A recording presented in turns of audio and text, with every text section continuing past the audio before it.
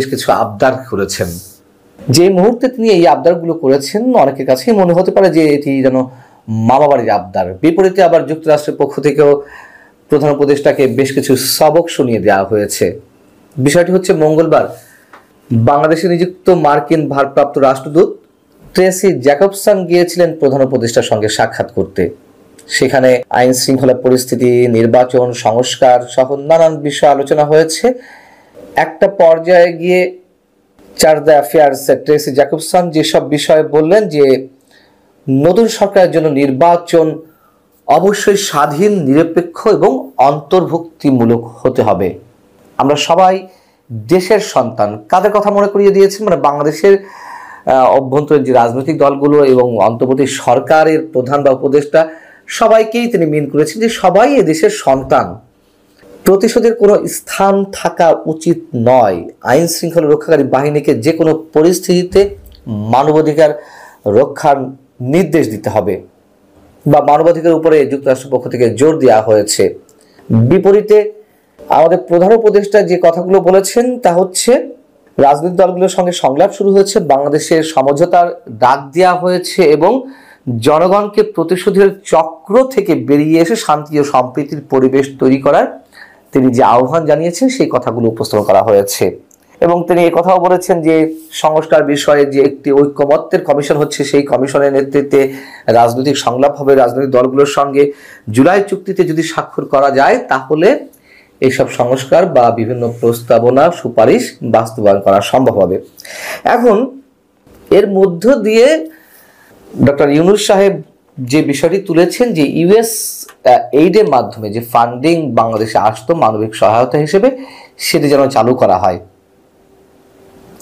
এবং তিনি এও মন্তব্য করেছেন যে ইউএস এইড বন্ধ হয়ে যাক, বাংলাদেশে আমাদের এই সহায়তাগুলো খুবই প্রয়োজন, না হলে বাংলাদেশ নানান ধরনের সংকটের মুখোমুখি হচ্ছে। ইউএস এইডের ফান্ডিং যে বন্ধ হয়ে গেল, শুধু ফান্ডিং তো বিভিন্ন দেশে যেগুলো যায় সেইগুলো বন্ধ হয়নি, ইউএস এইডের কার্যক্রমই প্রায় বন্ধ হয়ে গেছে। এবং যার কারণে রোহিঙ্গা ইস্যুতে বাংলাদেশের বর্তমান অন্তর্বর্তী সরকার ভয়ঙ্কর একটা চাপের মুখে পড়তে যাচ্ছে। এত খরচ কিভাবে মেটাবে বাংলাদেশ সরকার?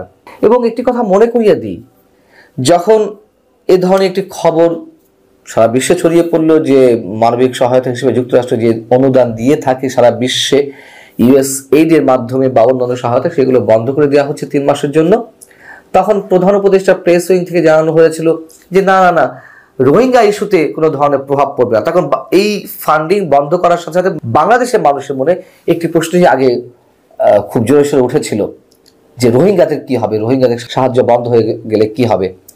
হলো তো বন্ধ। এই যে আগ বাড়িয়ে কথা বলা হয়।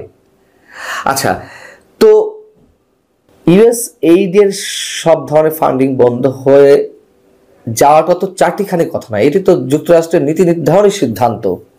সেই জায়গায় আমাদের প্রধান উপদেষ্টা বলছেন যে এটা বন্ধ হয়ে যাক, আমাদের তোমরা সহায়তা দিও। কিন্তু পাশাপাশি ট্রেসি জ্যাকবসন দক্ষ কূটনীতিকের মতন তিনি কিন্তু পাল্টা কথাগুলো শুনিয়ে দিলেন যে অবশ্যই নিরপেক্ষ, অন্তর্ভুক্তিমূলক এবং স্বাধীন নির্বাচনের ব্যবস্থা করতে হবে। আইন শৃঙ্খলা পরিস্থিতি নিয়েও তিনি প্রশ্ন তুলেছেন।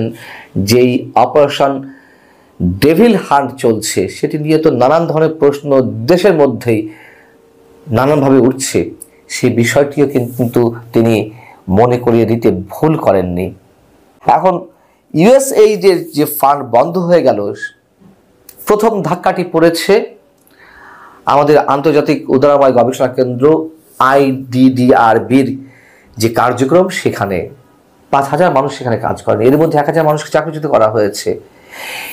এই প্রতিষ্ঠানের মাধ্যমে বাংলাদেশে এই মুহূর্তে প্রায় 96টি প্রকল্প চালু রয়েছে, মানে ছিল, আপাতত সেগুলো মুক্তব্য পড়েছে। 20,000-এর মতো মানুষের কর্মসংস্থানের ব্যবস্থা ছিল, মানুষগুলো এখন চোখে মুখে অন্ধকার দেখছে। সেই সংকটের জায়গা থেকে প্রধান উপদেষ্টা যেই আহ্বানটি জানালেন তাতে আমার মনে হয় না খুব বেশি কাজ হবে, হওয়ার কথা নয় নিঃসন্দেহে। এবং ডক্টর মোহাম্মদ ইউনূস উপদেষ্টা হওয়ার আগে থেকেই তো নানান ধরনের গুঞ্জন ছিল যে তিনি রাষ্ট্রীয় ক্ষমতা আসতে পারেন, যদি শেখ হাসিনার পতন হয় এবং যে একটা অর্থনৈতিক ভঙ্গুর অবস্থায় বাংলাদেশ এসে পৌঁছেছিল বা এখনো রয়েছে, সেখান থেকে টেনে তুলতে পারবেন তিনি। তার যে অর্থনৈতিক জ্ঞান বা সারা বিশ্বে তার যে যোগাযোগ, আমরা তো কিছুই দেখছি না। তার যে ক্যারিশমার কথা আমরা ধারণা করছিলাম, তা তো ফাঁপা বেলুনের মতন চুপসে হতে দেখছি। উপরন্তু যুক্তরাষ্ট্রের সাথে ডক্টর মোহাম্মদ ইউনূসের যে সম্পর্ক ছিল ডেমোক্র্যাটরা থাকা অবস্থায়, সেখান থেকেও তো তিনি ছিটকে পড়েছেন। অনেকে অনেক কিছু বলছেন যে বাংলাদেশে এই মুহূর্তে যে মৌলবাদীদের একটা আস্ফলন, পাশাপাশি নানান ধরনের ষড়যন্ত্র, একটা অস্থির বাংলাদেশ, এর পেছনে যুক্তরাষ্ট্রের হাত থাকলে থাকতেও পারে, চীনের হাত রয়েছে, পাকিস্তানের হাত রয়েছে, এগুলো তো আমি নিজে বিশ্বাস করি। যুক্তরাষ্ট্রের হাত থাকতে পারে, সেটিও আমি মনে করি। তাহলে যুক্তরাষ্ট্র কি চাইছে? এই কারণে থাকতে পারে এটি বলছি যে তারা কিন্তু মানবাধিকার ইস্যুটিকে সবচেয়ে প্রাধান্য দেয়, সেটি তাদের নিজের খেলার কৌশল হিসেবে। গণতান্ত্রিক ইস্যুটিও তারা যথেষ্ট প্রাধান্য দিয়ে থাকে। এইগুলোকে প্রাধান্য দিয়েই এইগুলোকে ঘুঁটি হিসেবে কাজ করে তাদের খেলার মাঠে। অতএব ট্রেসি জ্যাকবসন যে কথাগুলো আকারে ইঙ্গিতে কূটনৈতিক তার যে জ্ঞান সেটির মধ্য দিয়ে তুলে ধরার চেষ্টা করেছেন, এগুলোকে অবহেলা করার বা খুব স্বাভাবিক দৃষ্টিতে নেওয়ার কিছুই নেই। ট্রাম্পের সাথে বৈঠক করতে গেছেন নরেন্দ্র মোদী, সেখানেও বাংলাদেশ নিয়ে আলোচনা হবে নিঃসন্দেহে। এবং একটি কথা আমাদেরকে মনে রাখতে হবে যে সংস্কার ইস্যুতে বিশেষ দূত হয়েই কিন্তু বাংলাদেশে এসেছেন ভারপ্রাপ্ত রাষ্ট্রপতির দায়িত্বের সঙ্গে ট্রেসি জ্যাকবসন। অতএব সংস্কারের যে মূলাও আমাদের সামনে ঝুলিয়ে রাখা হয়েছে, সেটির দিকেও যুক্তরাষ্ট্র খুব তীক্ষ্ণ দৃষ্টি রাখছে। আল্লাহ হাফিজ, ভালো থাকুন সবাই।